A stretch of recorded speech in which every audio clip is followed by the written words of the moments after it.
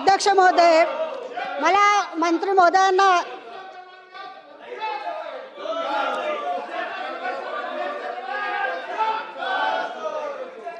अध्यक्ष महोदय, अमरावती जिल्ह्यातील सर्वात महत्त्वाचा म्हणजे शेतकऱ्यांचा प्रश्न आहे आणि सावकारी कर्जाच्या संदर्भात हा प्रश्न विचारला आहे। याच्यामध्ये आपण म्हटलंय की खरे नाही, हे खरे नाही, म्हणून मला या ठिकाणी मंत्री महोदयांना प्रश्न विचारायचा आहे की अमरावती जिल्ह्यामध्ये अवैध सहकारीच्या किती केसेस दाखल केल्या, किती जणांवर गुन्हा दाखल केलेला आहे याची माहिती द्यावी।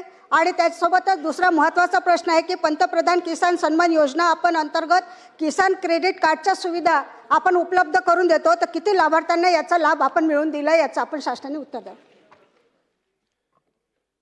अध्यक्ष महोदय,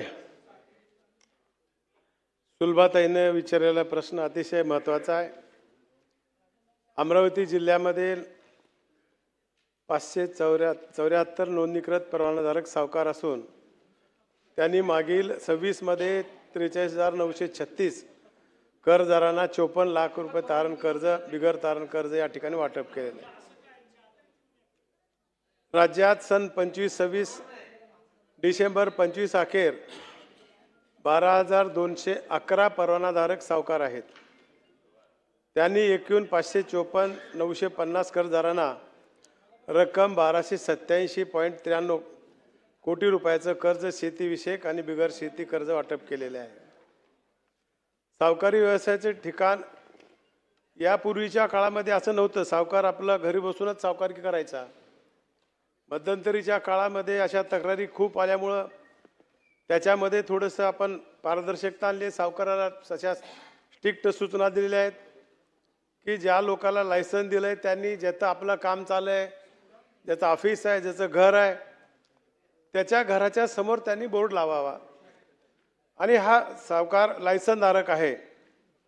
आणि हे करत असताना सावकारी नियम 2014 मधील 29, 31 आणि 32 नुसार सावकाराने आकाराच्या अधिकृत व्याजदर 26 नोंद 2014 अधिसूचनेमध्ये खालीलप्रमाणे निश्चित करण्यात आलेले आहेत। सावकाराला दर ठरवून दिलेले आहेत। शेतकऱ्यासाठी कर्ज द्यायचं असेल, तारण कर्ज असेल तर त्याला 9% प्रतिवर्षाप्रमाणे द्यायचे आहे। विनातारण कर्ज द्यायचं असेल तर 12% द्यायचे आहे। शेती व्यतिरिक्त इतर व्यक्तींना कर्ज द्यायचं असेल तर तारण कर्ज 15% प्रतिवर्षी द्यायचे आणि विनातारण द्यायचं असेल तर 18% द्यायचे।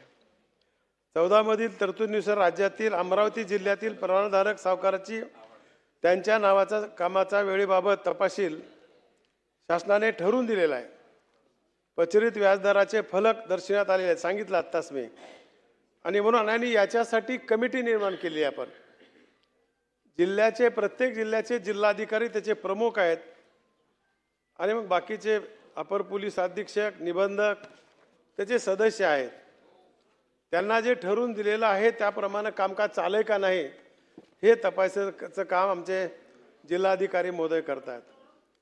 आपण म्हणल्याप्रमाणे सावकारी 14 मध्ये आल्यापासून कलम 26 आणि 17 अंतर्गत जिल्हा निबंधक सहकारी संस्था या ठिकाणी अमरावती कार्यालयामध्ये 383 तक्रारी प्राप्त झाल्यात ताई। त्यापैकी 266 प्रकरण तथ्य आढळून आलेले नाहीत, परंतु 34 प्रकरण अवैध सावकारी आढळून आल्याने संबंधितावर आपण FIR करण्यात आलेले आहेत। 48 आरोपी करण्यात आलेले आहेत आणि कलम 18(2) अंतर्गत जिल्हा निबंधक सहकारी संस्था अमरावती कार्यालयात 54 तक्रारी प्राप्त झाल्या होत्या।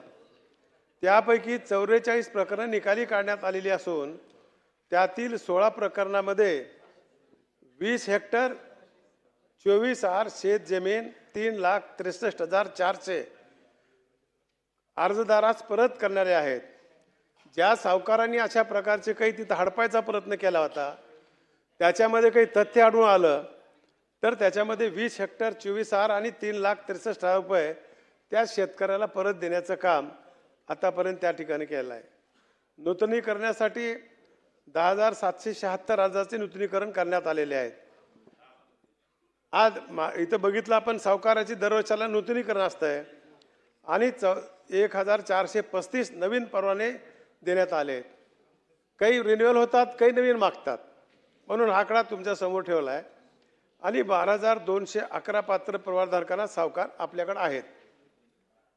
आणि राज्यात सावकारी कायदा आल्यापासून अवैध सावकारीबाबत 11,502 तक्रारी प्राप्त झाल्या असून 1,219 प्रकरणामध्ये महाराष्ट्र सावकारी नियम अधिनियम 2014 मधील 18(2) सांगितल्याप्रमाणे 830.42 हेक्टर जमीन परत करण्यात आलेली आहे. तसेच एकूण 549 प्रकरणात गुन्हे दाखल करण्यात आले आहेत. शेतकऱ्याने सुलभतेने नवीन पीक कर्ज उपलब्ध करून देण्यासाठी शासन विशेष सवलती योजना लागू केलेल्या आहेत. आपण आत्ताच विचारलात की मला शेतकऱ्याला या ठिकाणी कर्ज दिलं जाते का नाही. त्या संदर्भात सुलभतेने नवीन पीक कर्ज उपलब्ध करून देण्यासाठी शासनाने खालील विशेष सवलत लागू योजना केलेली आहे.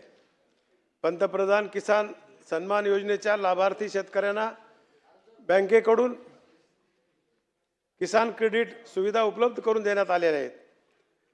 त्याच्या वतीनं 12 लाख शेतकऱ्यांना हे किसान क्रेडिट कार्ड दिलेले आहेत. आणि 2 बँकाकडून शेतकऱ्यांना दिल्या जाणाऱ्या किसान क्रेडिट कार्ड सुविधेमध्ये कृषीपूरक व्यवसाय, जसे केवळ कृषीपूरकच नाही तर मधल्या काळामध्ये आपण मत्स्य व्यवसायाला देखील कृषीचा दर्जा दिलेला आहे. पशुसंवर्धना देखील याच्यामध्ये समाविष्ट केला आहे. याच्यासाठी स्वतंत्र कर्ज मर्यादा मंजुरीबाबत केंद्र शासनाने अनेक उपाययोजना केलेल्या आहेत. आज आपल्या राज्यामध्ये बघितलं तर एक 5-7 बँका अडचणीत आल्यात.